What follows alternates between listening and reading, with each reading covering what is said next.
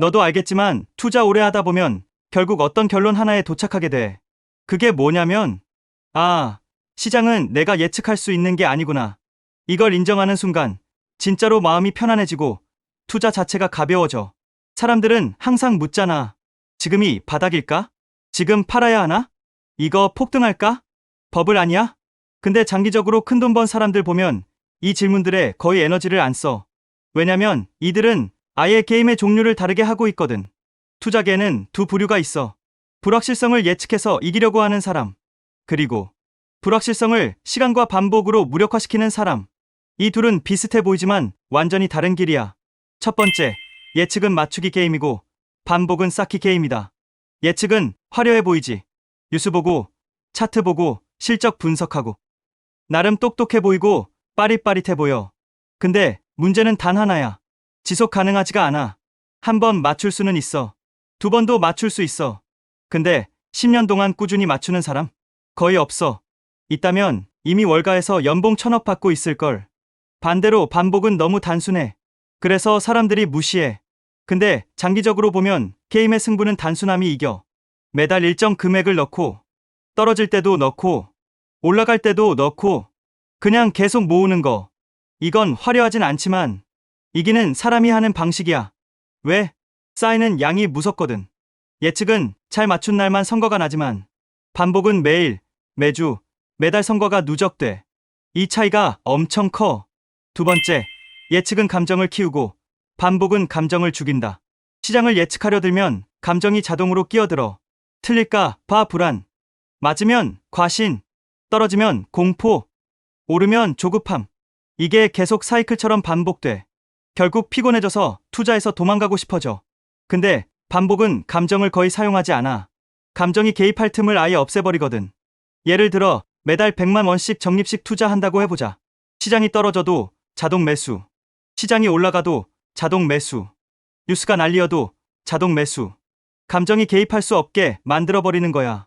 이러면 뭐가 좋냐면 투자가 삶에서 스트레스 요인이 아니라 생활 루틴이 돼.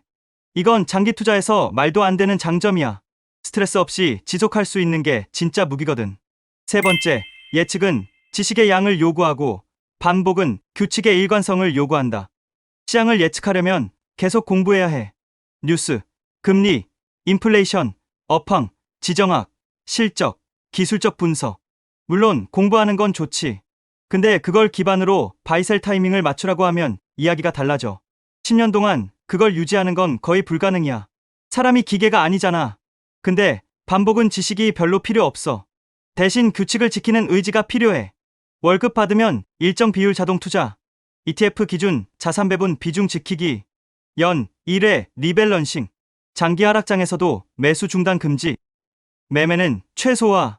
이 규칙만 지키면 지식이 부족해도 결과는 좋아져. 왜냐면 자본주의 시장이 결국 올라가기 때문이야. 반복은 내가 똑똑해서 수익이 나는 게 아니라 시스템이 나를 대신해서 수익을 내주는 구조야. 네 번째, 예측은 실수의 여지를 키우고 반복은 실수의 빈도를 줄인다. 주식에서 큰 손실은 자주 나서가 아니야. 딱 한 번 크게 실수해서 그래. 반등하려 했는데 생각보다 더 떨어짐. 공포에 팔았는데 다음 달 바로 반등. 소문 듣고 들어갔는데 고점. 이슈에 흔들려서 장기 투자 포기. 예측 기반 투자는 한 번의 큰 실수가 계좌를 박살내. 근데 반복 기반 투자는 실수할 여지를 줄여버려. 판단을 아예 안 하거든. 판단을 안 하면 실수도 안 나와. 뭐 팔지는 않아. 뭐 살지도 예측해서 결정 안 해. 그냥 시스템이 알아서 처리하는 루틴. 그래서 반복하는 사람의 손실폭은 제한되고 반대로 상승장에서는 꾸준히 누적 수익을 챙겨. 다섯 번째, 예측은 타이밍 싸움, 반복은 시간 싸움. 이게 핵심인데 둘의 차이를 진짜 명확하게 보면 이래. 예측은 타이밍. 언제 사야 하지? 지금이 저점인가? 금리 발표되면 어떻게 움직이지? 타이밍은 진짜 힘들어. 사람 마음이 흔들리니까. 반복은 시간. 내가 시장에 얼마나 오래 있었나? 얼마나 오래 적립했나? 얼마나 오래 기업과 자본주의를 믿고 버텼나? 이건 정반대 게임이야. 부자가 되는 힘은 언제 사느냐에서 오는 게 아니라 얼마나 오래 시장에 머무르느냐에서 나와.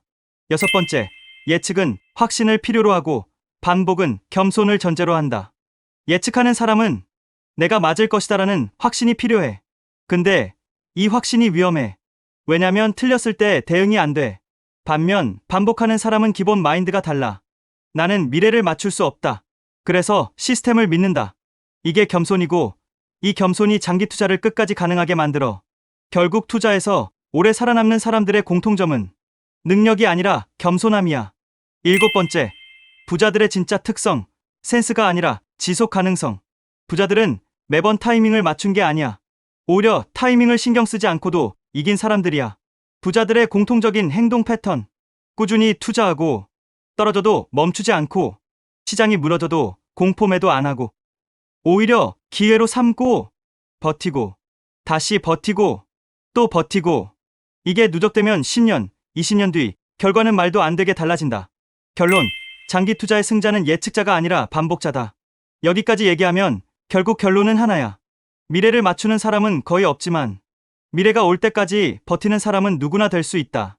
그래서 장기 투자는 예측력의 게임이 아니라 지속력의 게임이야. 그리고 지속력을 만드는 건 예측이 아니라 반복이다. 너도 알고 있겠지만 이 원칙 하나만 지키면 10년 뒤 내 자산 그래프는 아예 다른 궤적을 타게 돼.